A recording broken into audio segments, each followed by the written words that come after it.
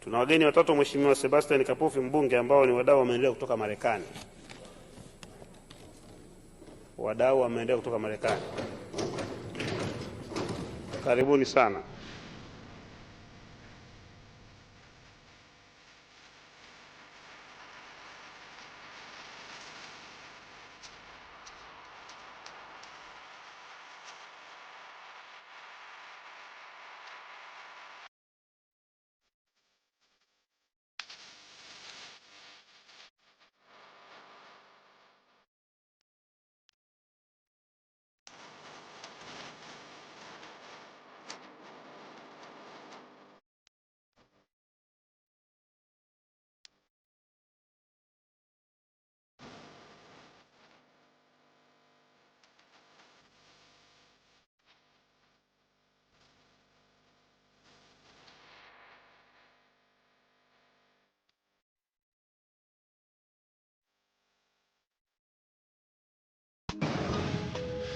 Container packed with supplies that need to make their way to families in Africa, like yesterday.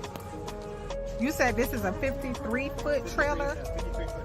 This trailer is packed with medical supplies destined to the motherland. We need to help get these out of here.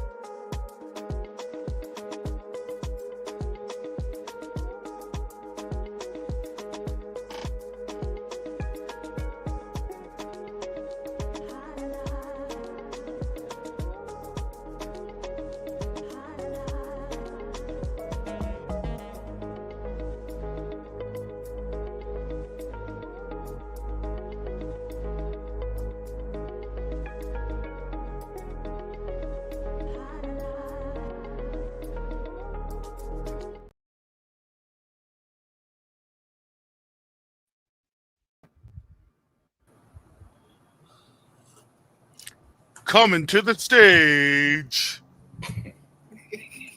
Already? You already had your coffee? I had it. Man. I'm ready. Early morning shenanigans. Oh, yeah. Da-da-da-da. Da-da-da-da-da. No.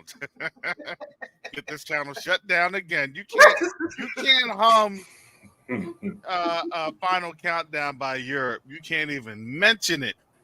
Wait, they dinged you for humming it? No, they dinged me for those for playing more than 10 seconds of it. Yeah, he showed out. He showed out when he played the whole video. It was like almost like, what is going on? That was crazy. It was crazy because what? It was crazy because what happened in less than 60 days after playing that, the election cycle in the U.S. went crazy.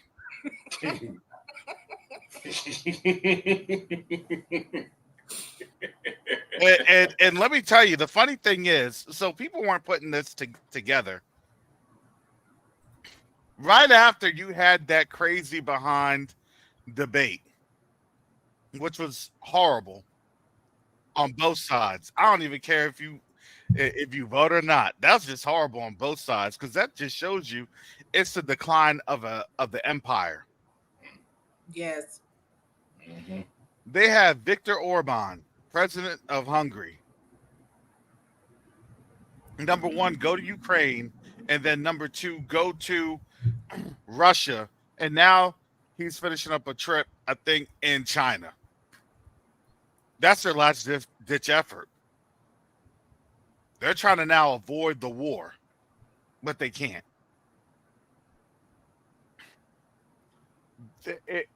Whenever you go through any type of a war or a battle, whenever you have a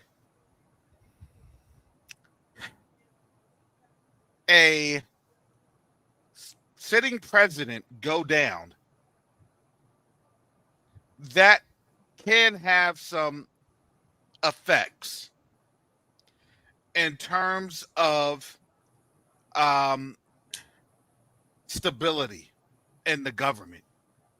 I would say here right now, if something like that were to happen, I would call it. It would just be pandemonium. It would be pandemonium. So, with all that, yeah, no, I got my coffee. I'm not rested. I've actually been in class this week. I'm in class this week, so I'm not rested. No. It's just that I had to do my final residency for the school that I go to. And so this is why, the board stepped up, Sister Shar stepped up. They said, we are going to host this, Brother Karras, while you get things taken care of the way you need to get things taken care of. And Sister Shar just said, as long as I write half of my book by the end of this week. That's right. Get her done.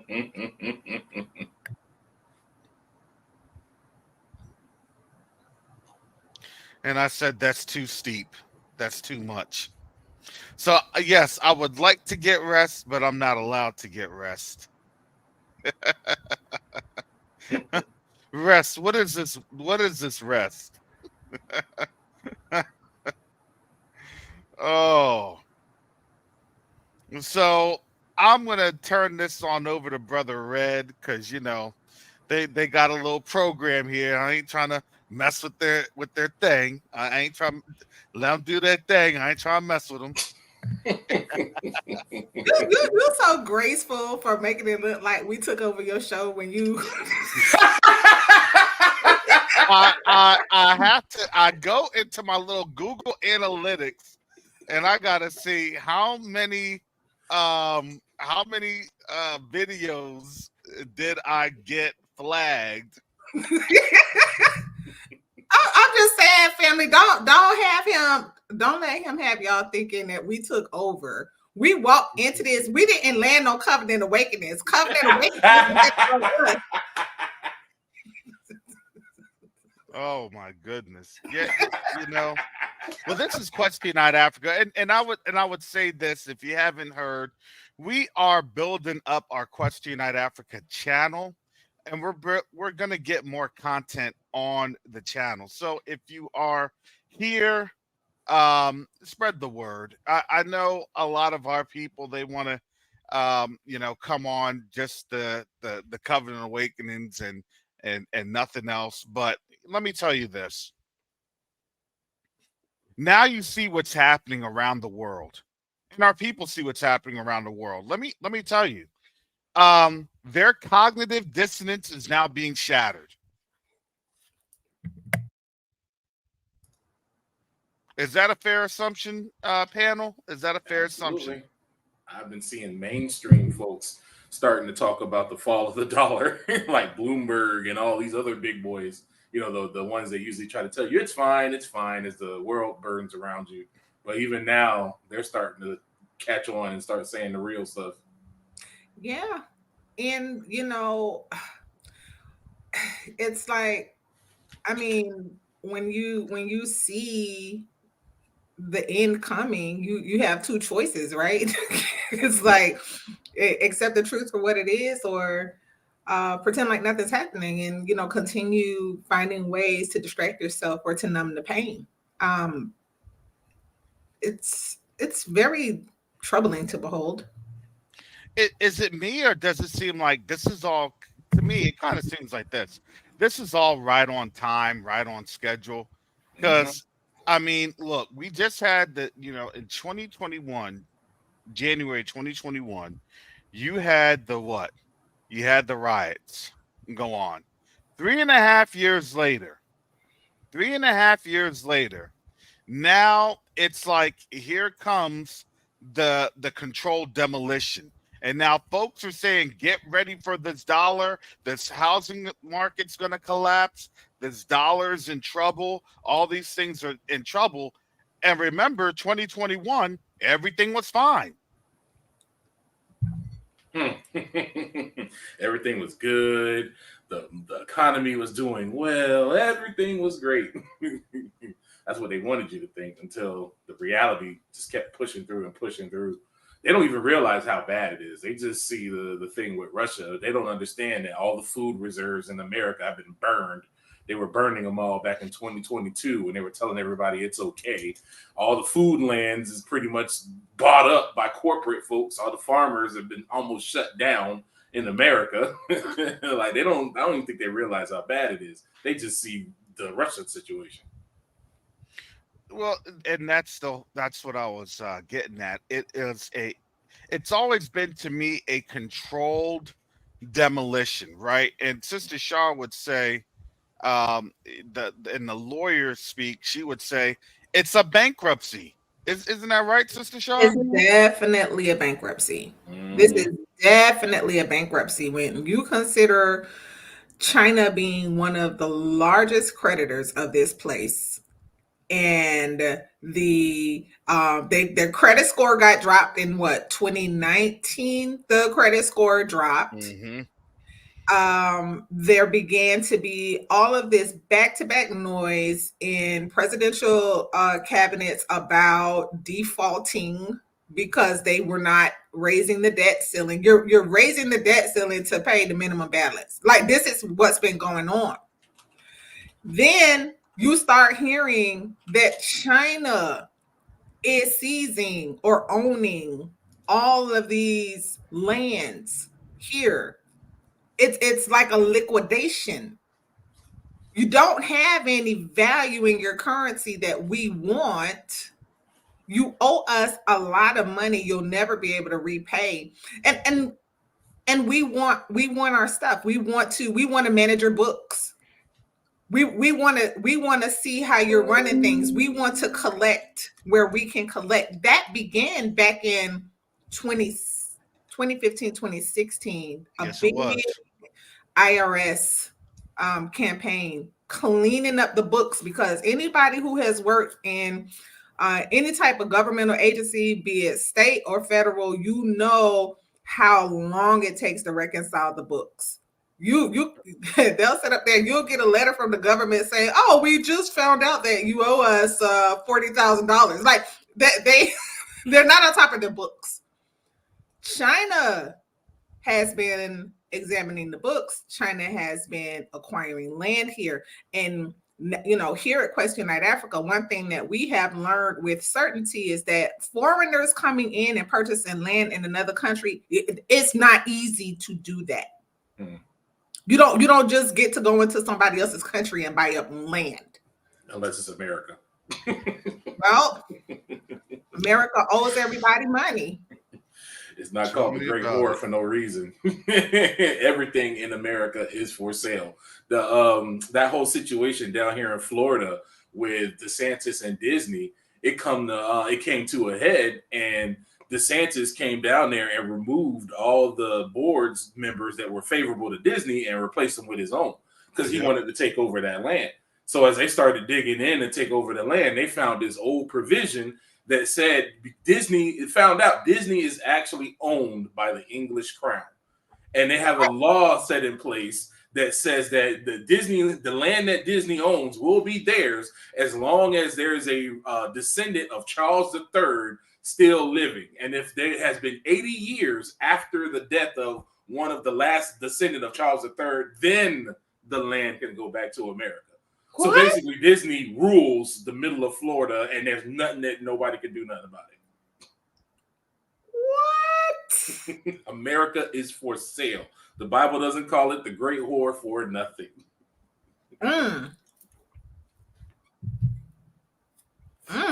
They also sold.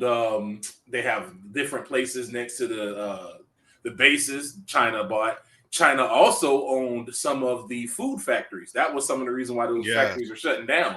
China was just shutting them down. One of the biggest meat factories in America was owned by China, and they shut it down, I think, 2 years ago. Smithfield's hams. I found out about that a couple years ago. That's owned by China. Good riddance. What? Yeah, Smithfield hams. Yeah. Like, what? Yeah. Insane. You can look it on up. Yeah, like follow the money and you see, the hand of power. Who running stuff? I mean, it should show you where the state of America's financial position is, because you got to realize all the people that run the CEOs and stuff, these are the noble class of America. And when Xi Jinping came last year to visit in California, they cleaned the city up. Now, literally, this is a city where they had human poop all on the sidewalks and everything. They cleaned all that up, moved all the homeless people out, and all the CEOs came down there to meet Xi Jinping and paid money to see him speak. Yep. And the president couldn't even come see Xi Jinping in his own nation. He had to ask permission. He couldn't just even come down there and see him. So that should let you know already the position of where America is at, where another man can come in your country and your people pay money to see him, and you got to ask permission to see him in your own country. And it's, to me, the thing that's so interesting is like I'm sure they could have found somebody better to put into that office to look like strength, to play the role of strength and authority. But they chose this weak, old, decrepit, senile man. And it's almost like an open display of the demotion. It's almost like it's like a mockery. I don't know. You could exactly it. Pretend to make it, put on a good face of strength. That they're not even trying. You don't think it's strong to fall upstairs and survive? Crazy. I thought that was always, you fall up the stairs. That's to show strength.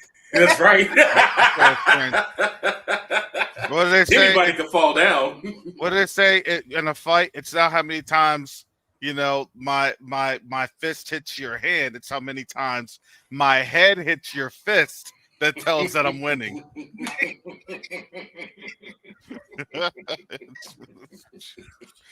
Exactly.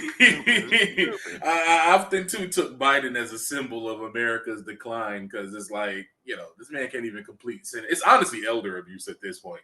It's like, bro, it is elder abuse. Like, that looks crazy. What about the cover story about all of the visits from the neurologist to the White House?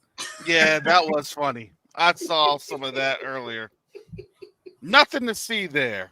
He just came by for some coffee. That's all.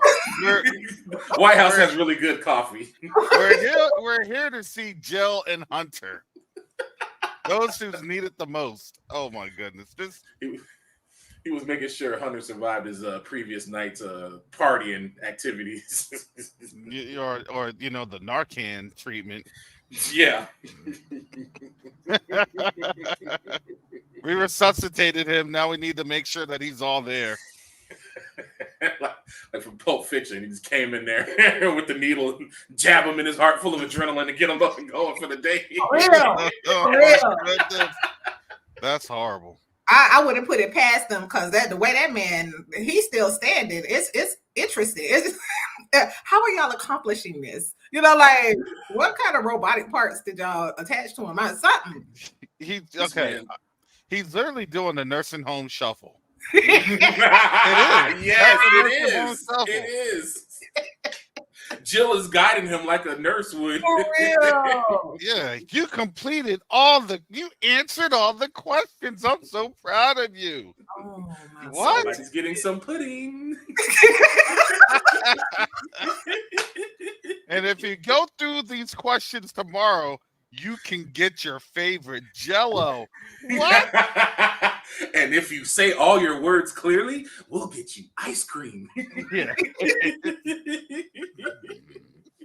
It's sad. I'm sorry. It's funny. It's sadly funny. It's crazy.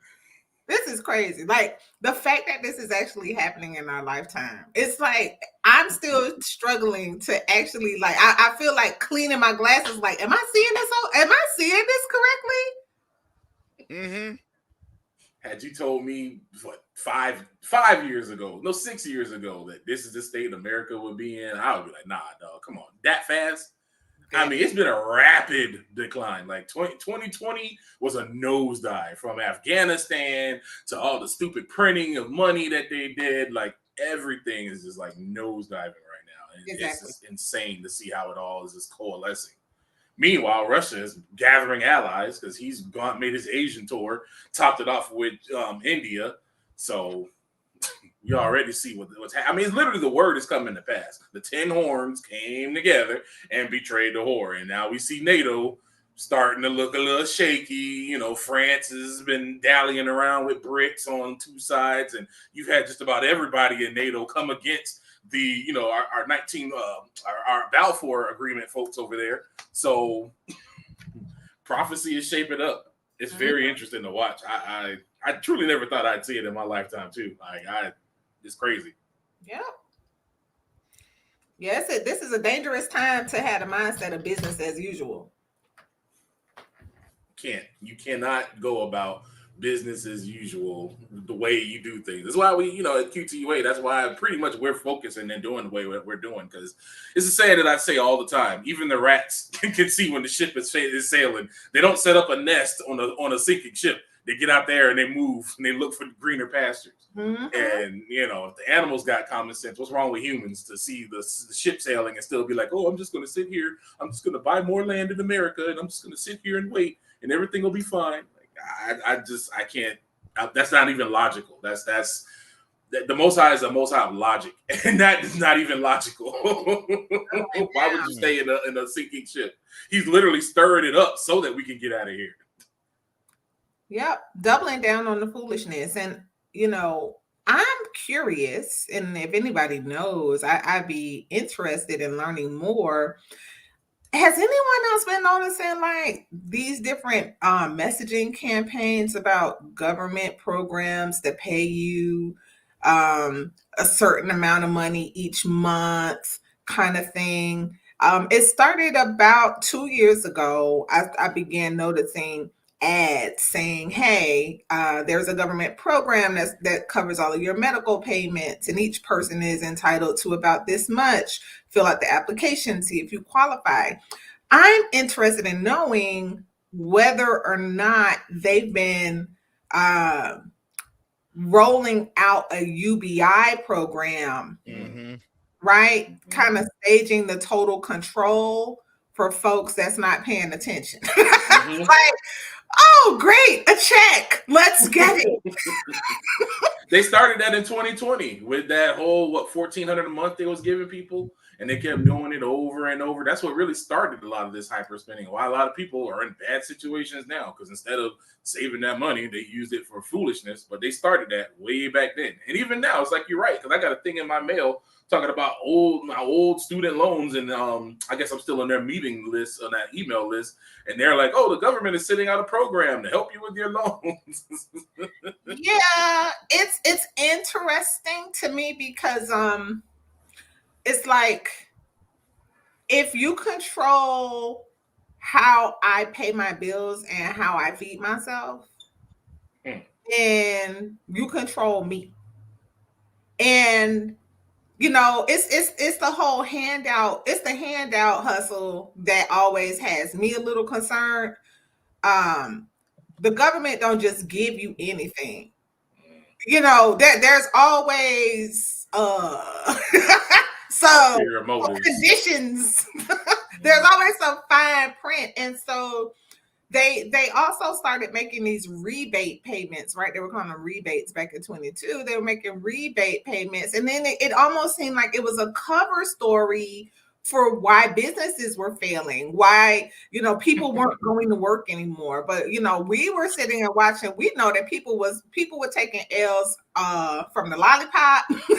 We knew that, there were just kind of like fewer people to show up to work. And so, and so they used it also as a cover story, propaganda to explain to us all of these reorganizations of the business or the marketplace, why companies were changing their business model. And to me, I always wondered, are they staging the justification for your burger place, your burger joint? You don't have humans in the kitchen anymore. You have a robotic kitchen. Is this the pretext? Is this let's get those low wage earners onto a subsidy where they don't feel like they have to work because we're paying them as much as they would make in a 40-hour work week at minimum wage.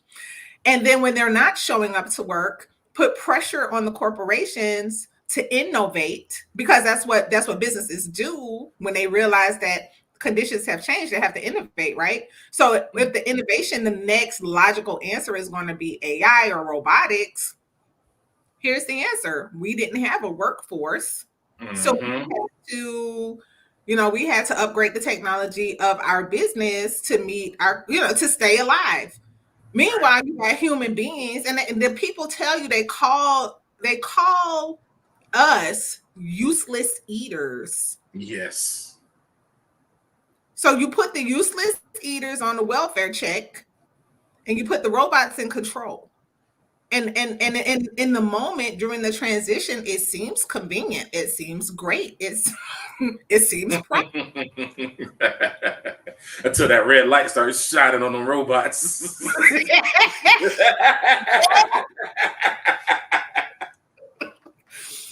And then you'll be like Will Smith and I Robot. It's like for me, it just feel like that kind of setup, and I don't know. I'm like, I'm trying to put my gamer brain on, Brother Red. Like, no, it's the perfect setup. I mean, you got to look at it. This is why people lose, because they've trained us to be so short-sighted. This is a plan that has been spanning decades. They've been planning this since the 70s and the 80s. That was the foundation for what we're seeing right now.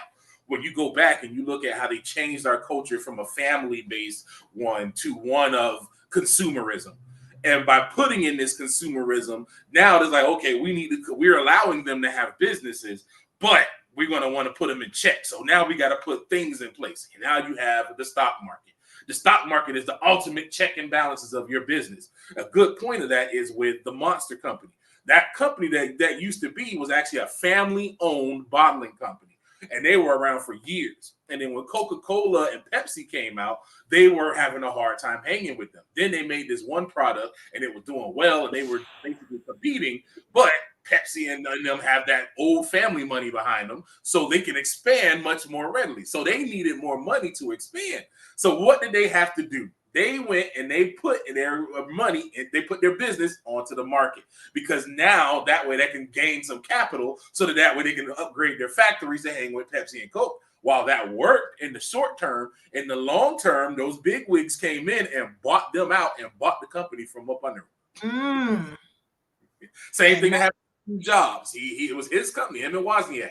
They opened it up, boom, they come in and buy you out. And this happens all the time. It happens all the time where these smaller companies will come in and they'll try to hang. But once you get to a certain level, the big boys absorb you.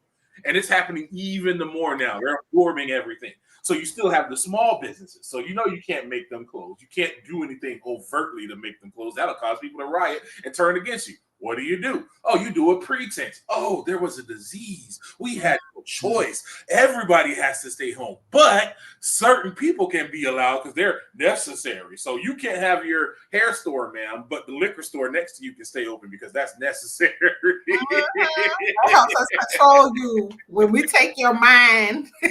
Yes. Look, anything that takes your mind, it can stay in business. Exactly. Anything that gives you, we're not going to see. They understand if you give them food and circus, they'll never revolt. So yeah, it sucks for them being at home, but at least they can go home and get drunk and high, because the weed stores also were not allowed to, were allowed to stay open. So it's so funny that, we had to close all these other stores, but this store, a marijuana store and a liquor store is allowed to be open. It's so true. And I noticed an explosion of vape shops around here, like in little, hoity-toity USA. I'm like, what's up with all the... They're getting ready for the legalization. They're getting ready. I talked to a dude at one of them shops and asked, why are so many shops opening? Because I was curious. I'm like, is there some money in there or something? What's going on? And he was like, they're getting themselves ready, because once it goes legal, you can convert your vape shop into a whole marijuana shop and start making money. So they see the thing is coming, and that's why you're seeing all of them pop up this much, because they've been allowing this to happen. Because again, appease your populace. Keep them. They're going to be stressed out. Let them get high. It's a pressure. Let them get drunk. Keep pushing foolishness about the sexual foolishness. Let them indulge themselves in foolishness while you still cook your plan and keep moving. And that's what they've been doing. The ratchetness has been going up to it's absolute disgusting, the stuff that you can hear on the radio now. I remember when the songs on the radio sounded totally different from the songs on the CD. Now, it's just darn near the same thing. You can hear it all. It's all disgusting. Everything on TV is disgusting. There's all these distractions to not make people pay attention to the fact that the government has come in. It has taken away your ability to make money. It has taken away your ability to move. Don't think these planes are coming down for no reason. They want to put fear in people so you don't go flying, so you don't move around. They want to lock you down and be your sole provision, and they're doing it slowly by incrementing from all of these different sides. It's like a death by 1,000 cuts. They keep moving and moving and moving. Now you even have certain publications coming out and saying, is the First Amendment all it's cracked up to be? The First Amendment allows hate speech. Oh, the First Amendment can sometimes allow hate speech. Maybe some speech should be banned. So now they're getting ready to come for how you talk. And pretty soon they're going to put chips in your head and come for how you think. This is the incremental move into slavery, the ultimate slavery that they've been planning. Ultimate slavery. And ultimate slavery. It is interesting, when you talk about controlling, keeping your pleasure centers in business, right? Your alcohol, whatever kind of substance you want to put in your body. I mean, heck, you can even say the fast food is a drug, right? And so you have these places or these businesses that are actually keeping you sedated to your condition. And I noticed about 8 years ago, especially here in Atlanta, there are several global corporations, international corporation headquarters, like Home Depot, UPS, and Mercedes-Benz, just to name a few. And it kind of hit me with the stadiums, right? Because Mercedes-Benz Stadium here, it's not that old. Maybe it's been around 10 years. And I'm looking at this thing, and I'm looking at the symbol, the logo, right? And I'm like, wait a minute. This thing is a principality. This principality is it owns a chunk of the city of Atlanta. It's a principality, just like Coca-Cola is a principality of Atlanta. And these are some of the largest employers, the corporate employers. And what really, really hit me specifically about Mercedes-Benz, because of my proximity to Mercedes-Benz, when they built their world headquarters here in Atlanta, on the same campus of the corporate building, they built housing. And I was like, huh, this is like a little serfdom. A little city, yep. Yeah. Google has the exact same thing. So did Yahoo at its peak, and so did AOL. It's the same. It's the same serf system. You are the principality. All of your serfs live on your land, and they work for you, and they build your wealth and your power in your principality. These cities fight to have these corporations come in for that reason right there, because they'll bring in like basically a little mini city. Yes. And you know, from the outside looking in, like if you're not thinking about it on that level, it's like, oh, that's nice. They put up some nice apartments over there. I might see if I can get a job there so I can go stay in there. Basically saying, ingratiate yourself to this Lord in hopes of favor. It's a Lord. It's a Lord. It's the same thing that they used to do. The knights did with the fiefdom. The knights, the great warriors, would come and ingratiate themselves to lords and fight for them in exchange for land and power. And it's the same thing that they do now, except we don't get land. We just get a job. We get a job, or we get some benefits. We get some insurance. That's true. That's true. Yeah. You can pay a little bit less than others. Shoot, some of them even let you, since you're going to be at the job all day, every day, they even give you the rooms to take naps in and give you lunch, so you never have to leave the kingdom. Oh man, some of the cafeterias on these compounds, ridiculous. They throw down. And these tech companies, that some people go there alone, they have they'll be like a mall cafeteria in there. You have a Starbucks inside the building. Yes. Never have to leave. Your time belongs to us, and we're making it pleasurable for you to give us all of your time. See, what people don't understand. Remember Sister Fatea was telling us about the that new policy for women. Oh yeah, the one that lets them leave for basically any ailment that they have that's woman related, basically. Any female related struggles, medical struggles, now provide like almost this impenetrable protection where you can go to your employer and ask for a reasonable accommodation. So what Sister Fatea was sharing with us, she was saying like if a woman has a painful period and she asks for the accommodation of being able to work remotely because of her condition, all she has to do is have her doctor certify that this is what her problem is. And because it's female related, the employer must give her the accommodation that she's asking for.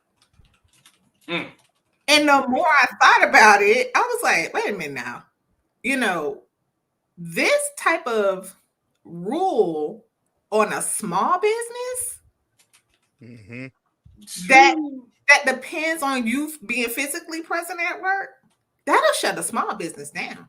Exactly. Since the first plan didn't shut down all the small businesses, some of them could still survive, and some of them were a little bit bigger that aren't owned by these super big businesses. Now they're coming for them next. Now they're coming for the little man. Because now it's going to make it so, we're not going to hire women. And now they're all going to get embroiled in this, are you going to get canceled? And then notice how they set it up first. They made this big campaign like they were supporting women, like they're helping women. We're going to get y'all in. And they were letting these women, some of these women weren't even qualified for the stuff that they were getting allowed into. But just because you were a woman, they were going to let you in. They gave them this blind support. Then they create this provision that on the surface looks great, but it's a poison pill designed to basically tear down the very people they've been lauding up so much. Because what employer in his right mind would hire a woman if he knew he had to do all this stuff? Why would you put her in a pivotal position that is requiring you to invest a lot of time when she could all of a sudden at no time just come up and say, I want to leave, and there's nothing you can do about it. You can't fire her. You can't replace her. You just got to deal and pay her. Right. And it actually has less procedural requirements than FMLA has. But like how Sister Patea she's in that human resources realm, that's kind of like her lane in terms of the understanding that she has about the workplace. And when she was explaining it to us, she's like, yeah, it doesn't even have as many procedural requirements as FMLA. It's that liberal in its application, and employers, they're going to be facing lawsuits if they don't just do what this woman is asking for when she presents a doctor's note. Mm-hmm. It's almost like, well, if you missed a day of school, how you had to get an excuse absence, you had to bring that doctor's note. Yes, it's that liberally constructed, and there's even some some fighting going on about it because of transgender females are excluded. It's a hot mess.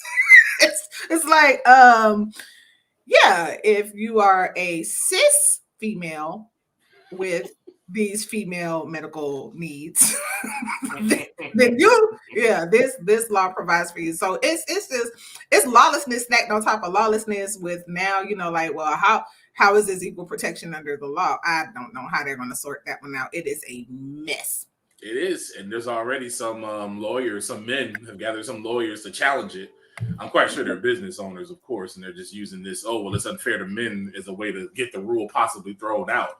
Like, it's a mess, but it just shows that this is what they're trying to do. They're whittling the power out of the hands of the people. But what are they whittling at? They're whittling at the businesses. What we don't understand and what we fail to see is the businesses are the new noble class of this day. The businesses are the new fiefdoms. They are the new rulers of the day. Why do you think all the CEOs went to see Xi Jinping and he went to see them? Because he understood that that's where the real power lies. He didn't care about coming and seeing any of the politicians. He came to see the businessmen. Because that is who have been coming to him and dealing with him. Intel is an American business. Do you know where their first fabrication factory was created? In China. The United States has no modern facility that can hang with any of the other facilities. They're building one now, but it's $2 too late. They can take claims like, we have the most advanced chips. No, Taiwan has the advanced chips. Taiwan is the only one on the planet right now in the realm that can make the smallest, I think they're 3 nanometer chips and stuff that they need for these high-end chips. They're the only ones that do it. This is why that Taiwan situation is so volatile and why they keep trying to play the games with them over there, because they literally, NVIDIA, which is a Taiwanese company that makes graphics cards, they're the only thing holding the stock market up right now. If NVIDIA were to disappear off the stock market will be below a crash. NVIDIA is literally the only thing holding it up right now with those AI chips and all the money that they're making off of doing that. That's it. Wow. That's it.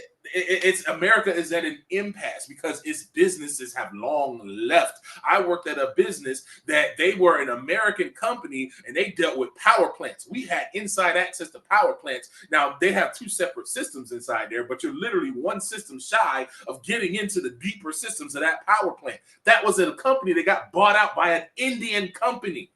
How in the world is an American company that's dealing with American power structure owned by India? That's crazy. It's crazy. We get our stuff for our power grid from China. We don't keep stock of this stuff. I talked to somebody, they asked them, an engineer, I'm like, do we keep this stuff in stock? No, they don't keep it in stock. If a part goes, they order it. So they have to get it from China. Who can do all manner of evilness against you on the back door. That certainly is true. I actually, when I was working earlier last year, that was one of the things that the company that I was working with as the energy supply company, I asked that question to him. I said, "So where do you get these supplies from?" They said they had to outsource them. They don't make anything. They get it, and basically they're secondary retailers. Same for Florida Power and Light. They don't make any type of equipment here in the United States. Or if they do, it's very, very limited. Everything that's made is made overseas to So they support the moved all grid. of the manufacturing to where it can be produced the cheapest. They shifted us over to a service-based economy, which is an economy tied to exchanging your time for dollars. And then they began to transition service to India. You know, India's economy is rising because of the service sector. Yes, big time. So what does that leave for the workers, the labor force of this place? If you don't have manufacturing and then your service jobs are getting scaled back, that only leaves really government work. What I'm trying to figure out is what other industry is available for the labor force? Well, they said that their fastest growing um, jobs in the job creation is government. That's no jobs. Because all you're doing in government, you're not going by a job. You're not going on out on usajobs.gov and you're finding a job. If you get a job on usajobs.gov, every job on out there that's sourced out there, it just means that you were either a private contractor that is then being hooked up by the supervisor and they tell you the key words so it can get on their desk. So then they go through the interview process. It's a winnowing out. It's artificial. So what that literally means is the job that the contractor has at like is now going to be a GS, 9, 10, or 11. But so if you want your job, you need to sign up because we don't have the contracting dollars anymore. And this is how 5 people have to vie for one job. And, it's the person that the people like the most that they've told them, nah, you're going to get the job. But even with that, Brother Karras, it's like if that's the largest employer that's left in your economy, and it always implodes. Yeah, but and if they want to come back and roll out some more mandatory lollipops, what are you going to do? Yeah, everything will be under the auspice of the government. You will no longer have private citizens. You'll have everybody under the window of the government, but the government itself will be just a figurehead controlled by the corporations in the background, as it always has been. The government has always been controlled. George Bush, the first thing he did was make it so bankruptcy no longer gets rid of all your credit card debt and whatnot. Is it any wonder he did that when his biggest backers were Visa, Master, and American Express and all the Visa card companies? All this company, the very nature of what do they call it?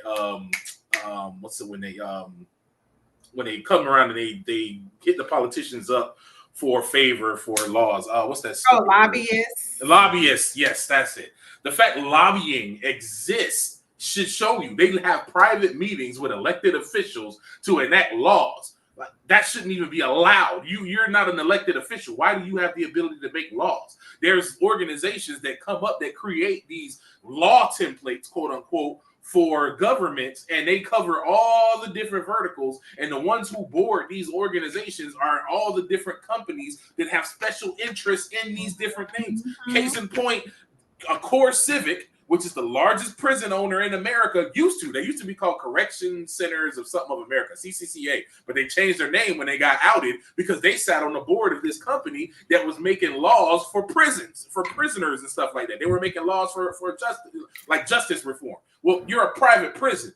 Isn't that a conflict of interest by you being on this board making laws? Like when you make laws that make your prisons get filled more easier, exactly. Like this place has been run by corporations. Stuff that we think is federal, stuff that we think is the government has all been private interest. It is businesses and business that has been driving all of this mess from the beginning. Exactly. Evil Corp. OCP. We're about to have RoboCops for real. Did you see that one? Did you see that one article where it said like these Chinese robots are gonna have like lab-grown humanoid brains in them? Don't. See, I can believe it though. I can believe it. What better way? Because a neural network reproduces our brain. Your brain is literally nothing but just a big organ that generates electrical signals. So if you could artificially grow a brain and keep it, going, I could see you programming it to a certain level and controlling machinery. It's not impossible. That is disgusting. They were literally remote controlling a pig with a controller on TV. Elon Musk, he had his folks with that Neuralink in the brain. They were using a controller that you would use for like an RC plane or a car, and she was moving the controller, and the pig's leg was just a wiggling. All was out of the pig's control. Yep. This is wickedness. This is like the kind of stuff why, like how the Most High was like, I need to flood this place and just destroy all of them. There's no bottom. There's no bottom to their wickedness. Like they imagine deeper and deeper depths of wickedness. Like what? But when you understand the nature of who you're dealing with, a lot of times if you look at what they do and look at how they conduct things, they always do stuff with a control mechanism. The Most High don't have to control us. He could. He literally could control everybody and everything. He's the source of it all. He could have us all ruling under his thumb with an iron thumb and making us do what he do with no choice at all. He could literally right now snatch all of our minds and have us doing what we're doing, and we'd be none the wiser. He could do that, but he doesn't.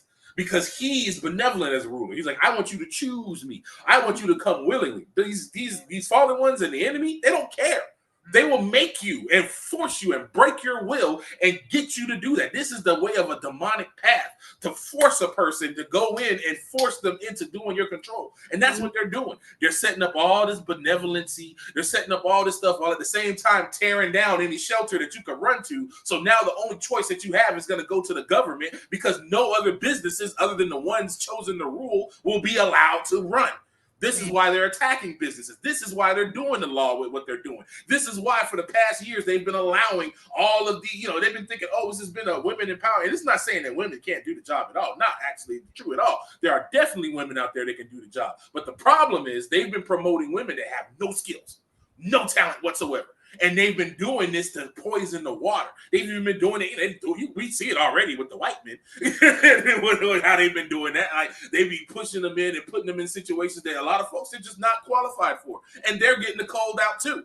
They're going to call all of these folks that think that they got it made, because even if they got $1 million businesses, they are going to cold them unless they bow the knee and follow them and their program. I love red rants. Am I the only one family that loves a red rant? Like, Brother Red, you just went in on like 5 different, like really profound connections. And Red, all I could think of was that scene in RoboCop 3 where RoboCop is flying around. That's Red. Red's in a RoboCop 2. He's fighting OCP. He's fighting the corporation, the corporate masters. Man, I learned to look. My vision to see things got a lot higher when I joined Q2UA. And really, and I'm not kissing his butt or nothing like that either, because I always say that I give credit where credit's due. Brother Karras, God's given Brother Karras an amazing view of the world. He's given him a far-reaching vision. And by seeing how he viewed things, I adjusted my view to see things. And it's like, dang, now you can see things way further out. I'm not saying I can do it on his level. And I never read that. I just learned recently how to do stuff like this. Brother Karras be saying some stuff. I'm like, I never even thought about it like that, because you have to understand the enemy. When you understand the enemy, then you can understand how things go. See, our problem is we go off of what we think.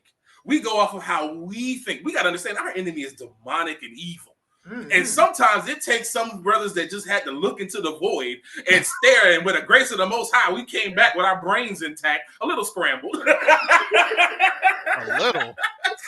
A little. A little scrambled. I know sometimes I can sound raving mad.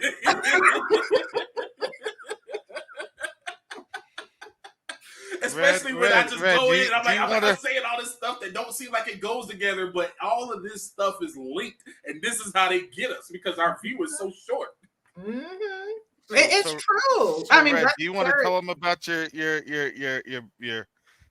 business that name that I wanted you to set up as your consultancy name? Nah. You don't want to. Oh man, listen, look, Red. I was thinking the logo too, where it's like a big stick of dynamite exploding with computer peripherals. Or the dynamite having a computer on it, man. Oh, that would have been great. Short fuse technologies. Oh, that would have been great. Oh, that is not bad. I ain't gonna lie.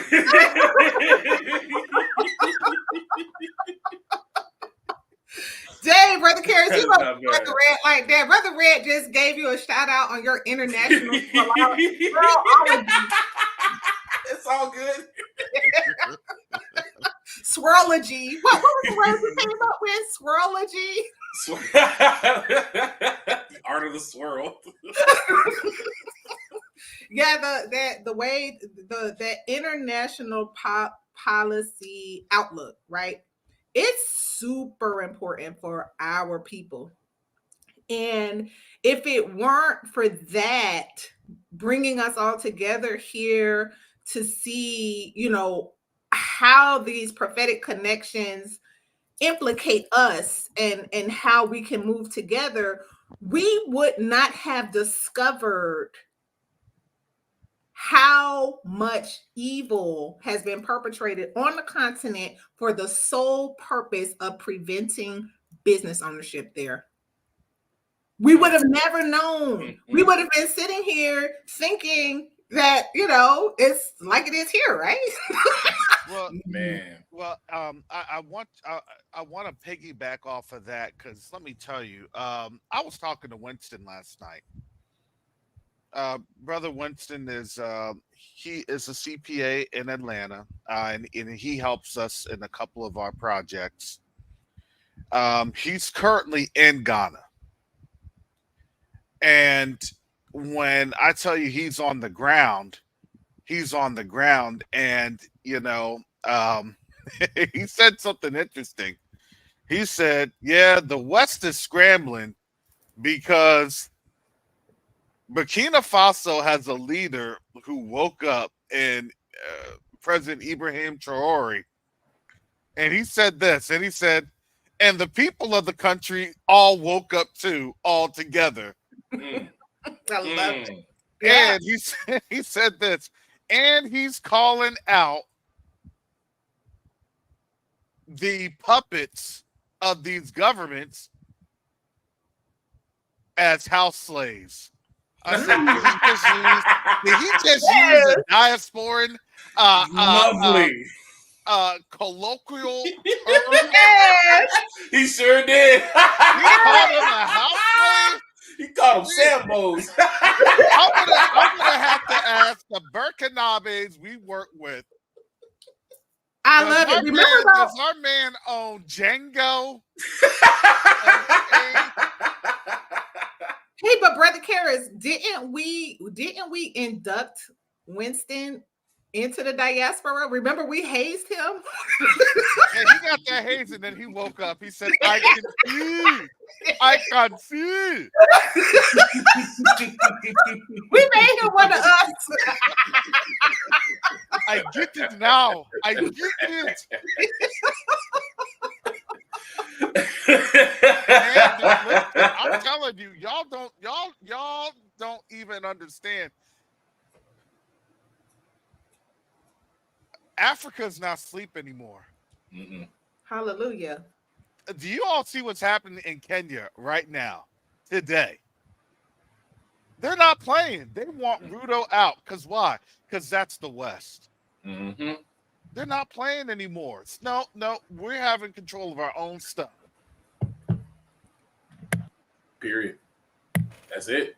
And they're not playing this game anymore. They're starting to realize and see the lies that come from the West and what comes from taking the West money. And they're starting to say the biggest thing now is basically saying Africa for Africans. That's what I've been hearing the most out of it. Every person, whether it's a news channel or an independent news channel, they've all been saying Africa for Africans. And that's why business ownership is the link, right? Yes, it is. So if you're going to deal with the policy issue on the ones who's been sitting up there taking the welfare in exchange for keeping the people asleep and hungry, then the bridge to building up after you've dealt with that level of corruption is your wealth creators, your business owners, your innovators, your visionaries, your job creators. That's the link. Here's something that I want a lot of our people to appreciate here. Part of this whole thing for the Q2UA fundraising week, this isn't just about what we do here in the United States. This is about what we do on the continent, because what we do on the continent far surpasses anything that you can even think or imagine. Because let me tell you this, the message is being heard by our brothers and sisters on the continent now more than ever, louder and clearer. I thought Mike was going to be on. Mike was going to be providing some things, because he is constantly on the phone. He's constantly talking to folks. He's constantly reaching on out, because here's the thing. They don't want to do business with any other group of people. They don't. Mm-mm. They don't. And that's why we have to figure out how to heal together. We got to figure out how to deal with each other, how to talk to each other, how to make adjustments for our differences. It's such a difference. Even on, that, he heard. I talked about money. I talked about money, and Mike showed up. Mike was right on cue.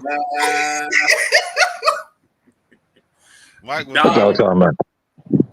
Mike felt that money. He got that shiver down his spine. No, it's no coincidence that we talked about the businesses coming in and being like this, because that's what we've been focusing on all this week, is talking about how business is important and building business in Africa is important, because as we've been saying, business clearly is bigger than what we have been led to believe. Mm-hmm. And when you are sitting in a position of business, you have the ability to do things. So it is important that this is why they've taken us out of the business market. That's why they made the barrier of entry so high. Because if you had a bunch of Hebrews working in the neighborhood, owning their own small businesses, that whole neighborhood could change. And then next thing you know, you got another Toso on your hands. And they can't have that. They can't have that. When I introduced it was a topical plan I introduced. And I was talking to the board about it. I said, this is how we do this plan. This is how we work this plan. It was funny. I introduced the plan, and then we were working with the country that we're working with now, and everybody could see how everything was tying together. Mm-hmm. And let me tell you, shout out to our medical team. Shout out to our logistics team. Shout out to our cultural engagement. It all works together Yes. because everything that we do is literally interconnected. We just didn't know that. Yep. Because why? Because we weren't told. We weren't trained. We were told, here's the biggest lie we're told. You can do it by yourself. No, you can't. When you look at all of the wealth and prosperity and all the folks that have taken everything to new heights of income generation and things of that nature, you want to know, here's Sister Shar, she'll tell you this. She's been harping on this. Matter of fact, she's in the class on this. Nothing that you do, nothing that we do gets done unless we talk and we network with one another. When I was in my class, because I'm gonna have to wrap this on up because I gotta get some things. But when I was in my class yesterday, they had one of the professors come on in. They were the program leader for the doctorate of education. I'm doing my doctorate in business. But they were saying this: you are banking on the relationships that you establish within the conferences that you go to, within the meetings that you go to. Because why? Because your networking may be fruitful in 10, 15 years, but it's the idea and the concept that we reach on out to people. Let me tell you this. When I was there at Fossil Days, I was able to coordinate with a genealogist out of Nebraska. I was able to coordinate with a person that manufactures solar panels. We just sat in on that. Red, was that not extraordinary? Man, that was ridiculous. The Most High is literally making every crooked way straight. when folks say, "Oh, I'm waiting on the Most High, waiting on the Most High," you got to move sometimes. You got to move. The Most High wants you to move and make some steps forward too, because He is gonna. Once you start moving and showing Him the trust that, okay, I have no idea where I'm going. I have no idea where my destination is. But like Abraham, my forefather before me, I'm going to just move. When you show the Most High that level of trust, He gonna make all your ways straight. He gonna put everything together. This is why this coordination that we got going on is like just so amazing. Just as Brother Kara said. Yes. Because we have the talent, and Sister Shar would say, we have the brain trust here. We have the brain trust that you can contact any one of us on the board. We may not know all the answers, but guess what we're gonna do? We're gonna use our resources over the course and the period of time that has been established to get that answer for you. Oh, we're going to get you that answer. It may take a week or so, right? We got to deal with our brothers and sisters on the continent, so expect delays. Hey, Brother Karis, the yes. brain trust. Everyone in Q2UA is brilliant. Yes. Brilliant. Everyone. Mm-hmm. Yes, they are. Look. Red was talking to me. There's a project that was under wraps with some of our Q2UA folks. And when I met with them in Atlanta 2 weeks ago, man, I'm gonna tell you, all I could do was just smile and see the Most High moving and His people, because we're coming on out and we're providing the innovative spaces. Oh, I think Mike had to drop. He may have some issues. Yeah, that internet. Mm-hmm. We have some powerhouses in our community. Like, we have been beat down so long that we began believing our captors that we're nothing. That their paycheck is more valuable than our brilliance. Our people are diamonds gold. We are brilliant. Yes.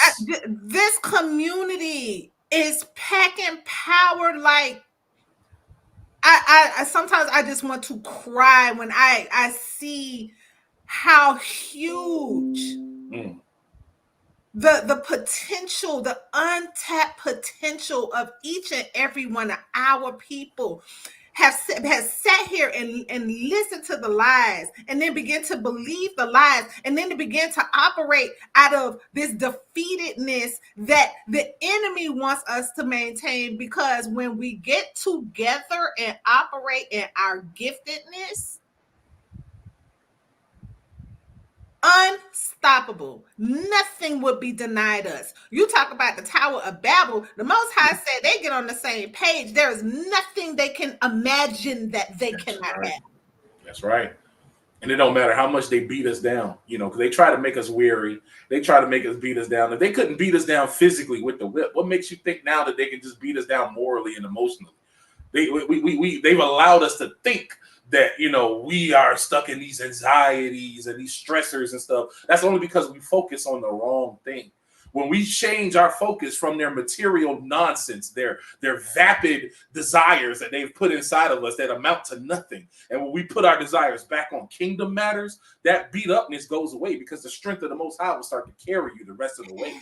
And speaking to what Sister Shar said, the way that we have so many people around us, one brother that I wanted to talk about today was Coach Mike Roebuck. He talk about brilliant. Yeah. I love talking with Coach, man. brilliant man. Yes. Absolutely brilliant mind.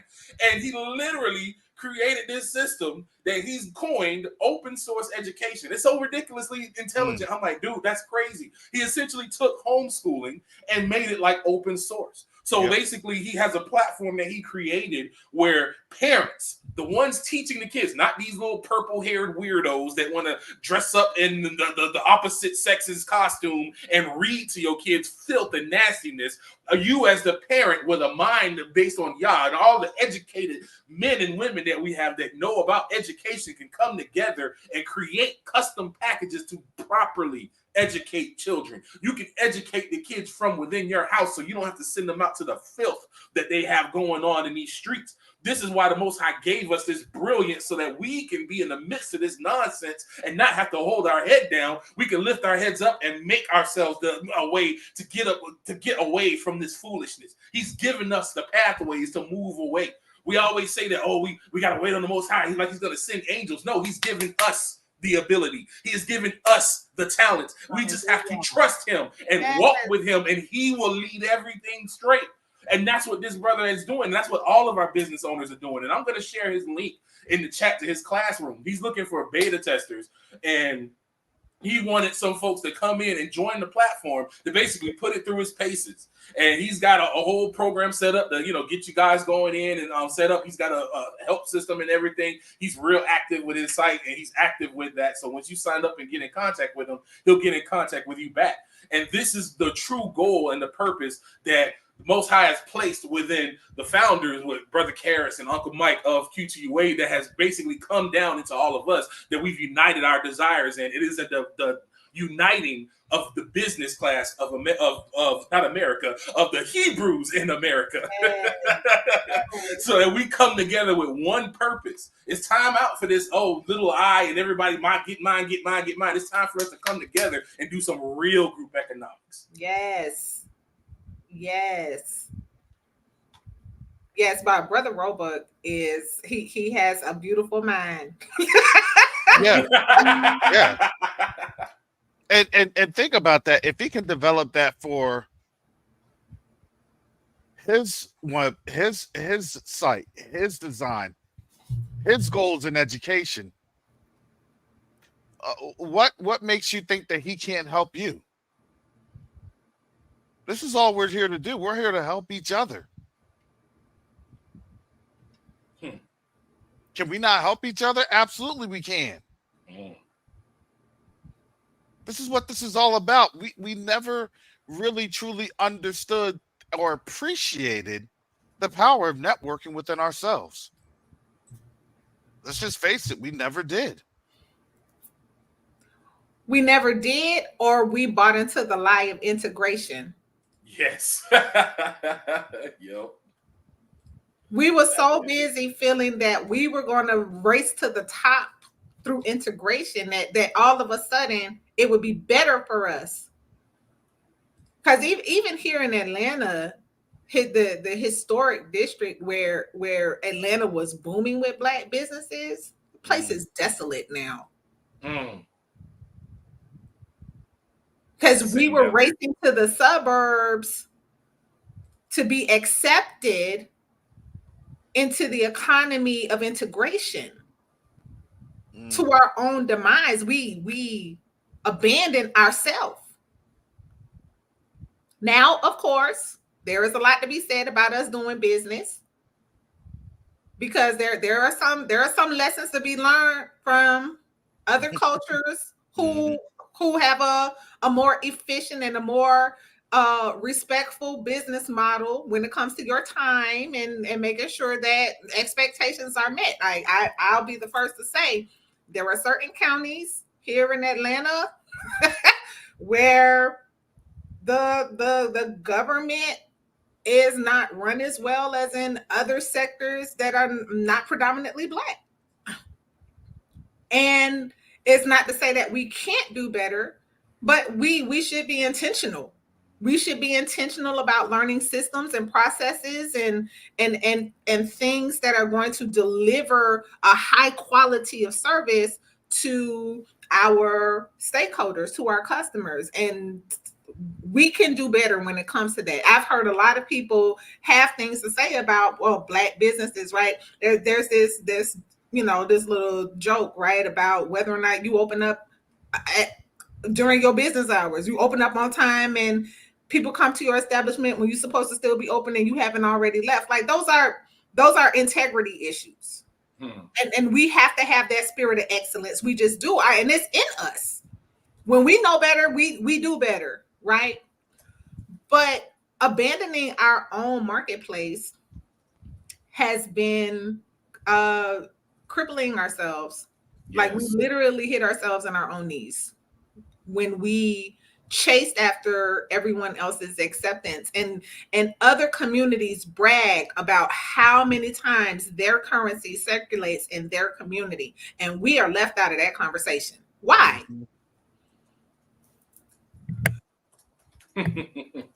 Because if you understand how the economy works, then you can use it to your own benefit. This is why they don't teach you how money works. They don't teach you. Most people can't even tell you what money is. Even folks that think that they know what money is. We don't know what money is. We don't know what value is. We don't understand how you have to even understand how this system works. And a lot of people don't even understand that. And it's done by choice. Because if you don't understand something, then they can do whatever they want. And then you're just subject to it. You just be like, oh, well, that's just how it is. No, we need each other. That's I mean, I love Dr. Arikana's talking point about our survival depends on us working together. Like it, as cliche as it sounds, it literally is about who lives and who dies. That is literally what's at stake when we are not figuring out the trust puzzle, right? This morning before we went live, I was thinking about you, Brother Red. I was laughing because I'm like, Brother Red is the poster child for I don't trust nobody. Brother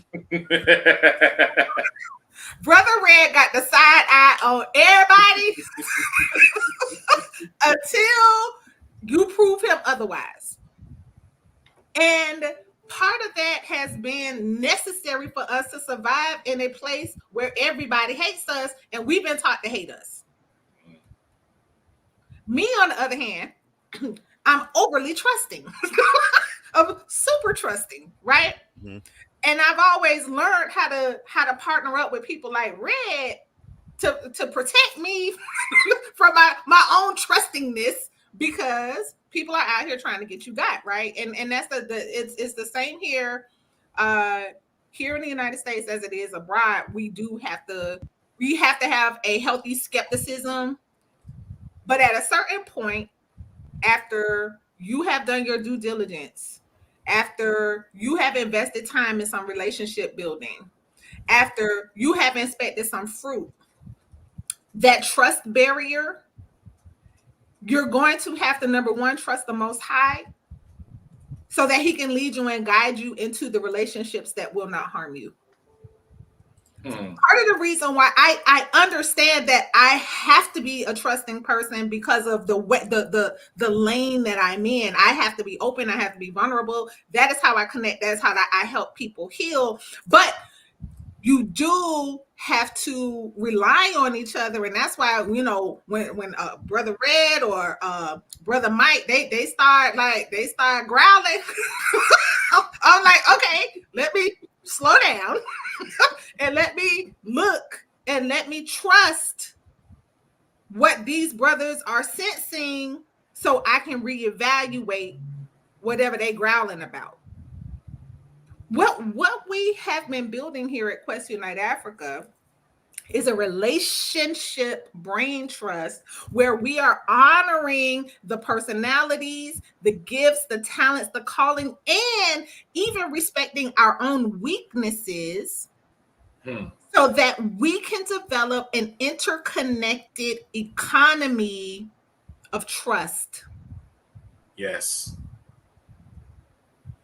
Exactly. Because when it's you can't go to war with somebody unless you trust the man next to you in the foxhole. You know, you have to have that trust. And this is why the Most High is really, even now in our midst, amongst all of us collectively as the whole diaspora, he's doing a shifting.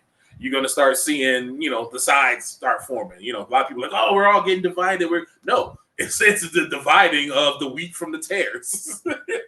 Those that want to stand up to that's going to stand up to the system, is going to follow and hear the voice of the Most High, and those that want to hear the voice of the other voices that they want to follow, the other ones that sound nicer and much more sweeter to the ears and give them warm fuzzies on the inside. But that's not where we're at right now. And we have to, you have to look at everybody. It's kind of like I look at it like the Matrix, where he told them, when you're locked in, you got to watch out, because some folks are still so connected to the system, they'll fight for it. They'll fight to protect it. My goodness. That'll preach right there, bro. Yeah. You got jokers that'll sabotage what you got going on because of their own silliness and blindness and dedication to the system. So, it's not that, a lot of the folks, I'll say it like this. A lot of the people that are coming in with the businesses, they have been with us in the trenches for the longest. So when you come in, just know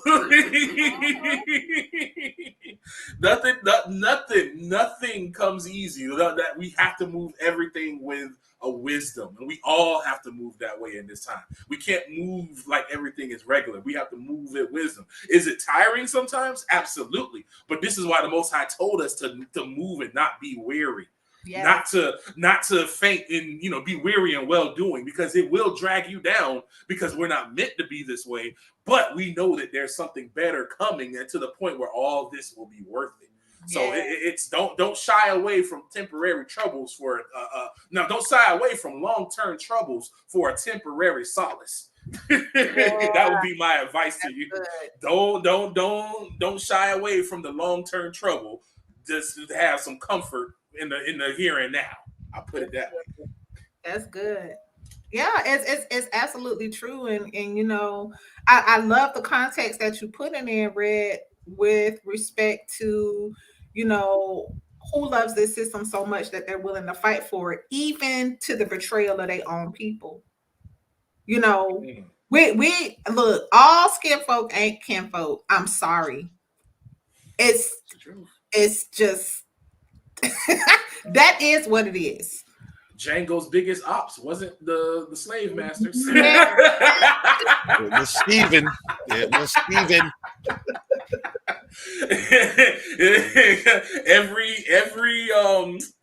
Every kind of rebellion, slave rebellion, revolt, anything that's happened, it was always one of us that came in and stopped it. The Black Panthers was going strong until the government used one of us to cause wedges and cause problems. Malcolm X wasn't shot by a white man. I'm just saying.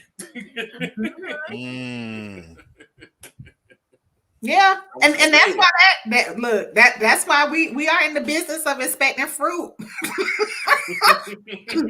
we are building a mastery of fruit inspection because we need each other, but we have to walk with each other in wisdom and in unity. And I remember when Brother Michael said a year ago, y'all, remember he was like, y'all, we got to develop a sensitivity to frustration. When you ever feel frustrated, stop. Mm-hmm. We had a board meeting, and he went through everybody in the meeting. He said, "Do you feel frustrated, Brother Karis?" Yes. Do you feel frustrated, Sister? Yes. Brother, do you feel frustrated? Everybody voted yes. He said that we need to stop here and we need to seek the Most High for answers because it's too much frustration and we're not going to be able to move forward. That's right. That's what makes the difference in being a faith-based movement, because that respect for the Ruach, we know we can't push past it. Like, hold on now. Or as Brother Michael was saying, I wish he could come back on here. Hold on now. Wait a minute now. Hold on.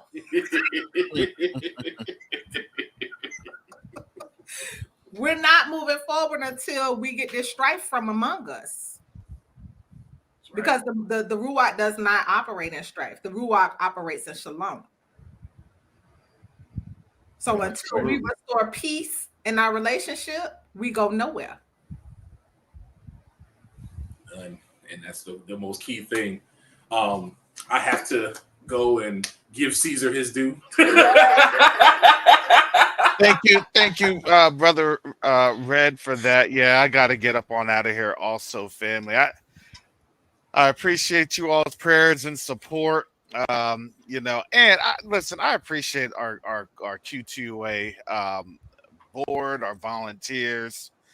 I'm going to tell you, they have been able to hold it down. When I said I didn't think I was going to even be able to entertain a live, you know, for a couple of days. It was about a week, and I said, well, what about you all jumping on and, you know, we could have a fundraising week. They're like, okay, well, let me, since Ashara first, she says, let me check my schedule because I'm doing this. Brother Red's like, I got to see what Babylon will let me do. People starting to figure me out now. I'm starting to get added to more meetings. I don't like it. Don't let them get up on you like that. Yes, family, remember QuestUniteAfrica.org. Nature's Legacy Guardian is a strategic partner of Quest Unite Africa, bringing the gift and the talent of the kingdom to sow a seed of knowledge that is going to grow a huge harvest that will benefit the continent in this transition that our people are making in our return home. And so please visit QuestUniteAfrica.org to support our strategic partner. If you are a business, we'd love to know how we can support your business here at Quest Unite Africa, how we can do business together, and how we can find mutually beneficial arrangements. And this is very important. Like, we're walking our talk here. We are spending more time serving each other here than taking from each other. And so that is what we're on. And you know what, Brother Karis, it's an honor that you yielded your platform to allow us to support you and to serve our community this week. Yeah, no, that was a big risk. I said, oh boy, am I going to get shut down next week? Oh boy. Brother won't even be able to have a platform. Like, I'm just trying to read the word. I can't even do that now. It'd be like that. But I have to make my leave. I gotta go. I appreciate y'all for letting me come on and irritate y'all this morning. Blessings, peace and blessings. All right. Well, thank you, everyone. With that, especially in these impromptu times, yeah, I gotta get rolling also. So I'll close this on out with some credits. some videos. I don't even know what videos they've been showing. I see all this stuff that's been uploaded. No. So, all right. So with that, we will be on tomorrow with a special guest for our last day, and we will be excited to present them and the awesome opportunities that this provides. So, with that being said, shalom, salama, siyemi, shalom, peace and blessings, Yasharel.